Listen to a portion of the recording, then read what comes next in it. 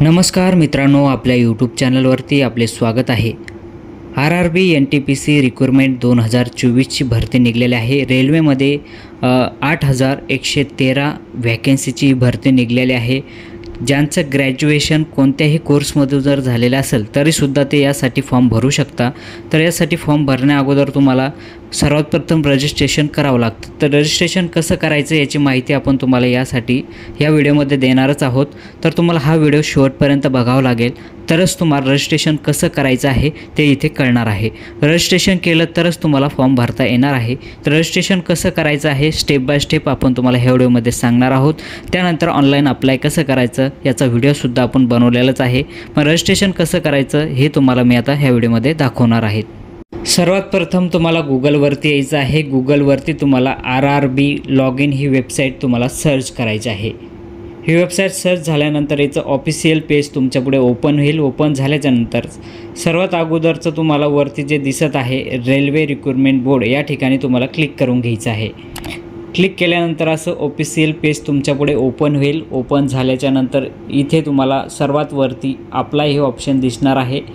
Apply या ठिकाणी तुम्हाला क्लिक करून घ्यायचं आहे। क्लिक केल्यानंतर क्रिएट अकाउंट या ठिकाणी तुम्हाला क्लिक करायचं आहे।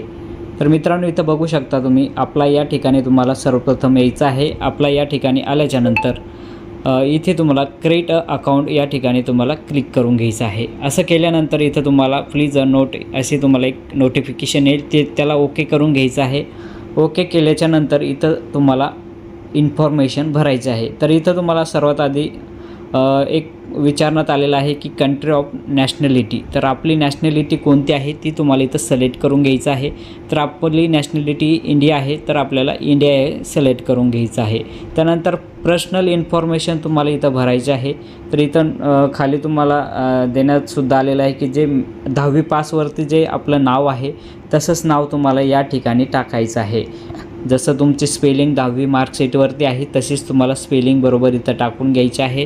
त्यानंतर परत रिपीट तुम्हाला ती स्पेलिंग इथं टाकायची आहे।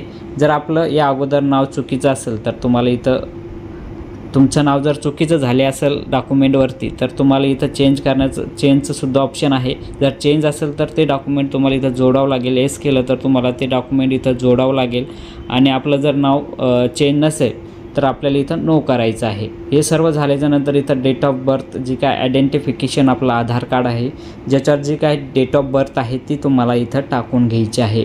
जसे आपले आधार कार्डवर डेट ऑफ बर्थ आहे तीच तुम्हाला इथं टाकायची आणि रिटाईप डेट ऑफ बर्थ इथं तुम्हाला करून घ्यायचं आहे। त्यानंतर जेंडर इथं विचारण्यात आलेलं आहे, जे काय मेल फिमेल आहे ते तुम्हाला इथं सिलेक्ट करून घ्यायचं आहे। त्या झाल्यानंतर रिपीट तुम्हाला इथं परत एकदा सिलेक्ट करायचं। त्यानंतर तुमच्या वडिलांचं नाव काय आहे इथं तुम्हाला फादर नेम्स विचारण्यात आलेलं आहे। ते तुम्हाला इथं 10वीच्या मार्कशीटवर जे आहे तसंच तुम्हाला इथं नाव टाकून घ्यायचं आहे। त्यानंतर परत रिपीट तुम्हाला रिटाईप फादर नेम्स करायचं आहे। त्यानंतर मदर नेमसुद्धा इथं विचारण्यात आलं आहे। 10वीच्या मार्कशीटवरती सुद्धा आपल्या आईचं नाव असते ते नाव चेक करून घ्या, तशी स्पेलिंग तुम्हाला इथं टाकायची आहे। त्यानंतर रिटाईप करून तुम्हाला ही स्पेलिंग परत टाकायची आहे। हे सर्व झाल्याच्यानंतर खाली आधार व्हेरिफिकेशन विचारण्यात येणार आहे। तर इथं आधार व्हेरिफिकेशनमध्ये तुम्हाला इथं 12 अंकी आधार नंबर टाकून घ्यायचा आहे आणि व्हेरीफाय या बटनवर क्लिक करायचं आहे। तुमच्या आधारला जो मोबाईल नंबर लिंक आहे त्यावर एक OTP येईल, तो OTP तुम्हाला इथं टाकून घ्यायचा आहे। ते टाकल्याच्यानंतर तुम्हाला खाली कॉन्टॅक्ट डिटेल्समध्ये सुद्धा इथं ईमेल विचारण्यात आलेला आहे। ईमेल तुम्हाला इथं टाकून घ्यायचा आहे।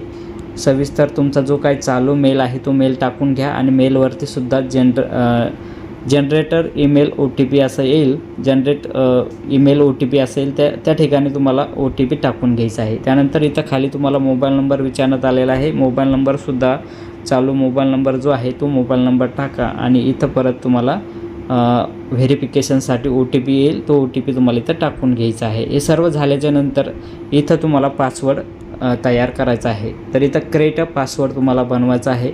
जो काही स्ट्रॉंग पासवर्ड आहे जो तुमच्याही ध्यानात राहिला पाहिजे असा पासवर्ड तुम्हाला इथं बनवून घ्यायचा आहे आणि तोच पासवर्ड तुम्हाला या ठिकाणी कन्फर्म पासवर्डमध्ये टाकायचं आहे। हे सर्व झाल्याच्यानंतर इंटर युअर कॅप्चा तुम्हाला खाली विचारण्यात आलेला आहे। इंटर युअर कॅप्चा या ठिकाणी जो दिसत आहे तो तुम्हाला इथं टाकून घ्यायचा आहे। टाकून घेतल्याच्यानंतर खाली तुम्हाला प्रिव्ह्यू आणि क्रिएट अकाउंट या ठिकाणी तुम्हाला क्लिक करायचं आहे।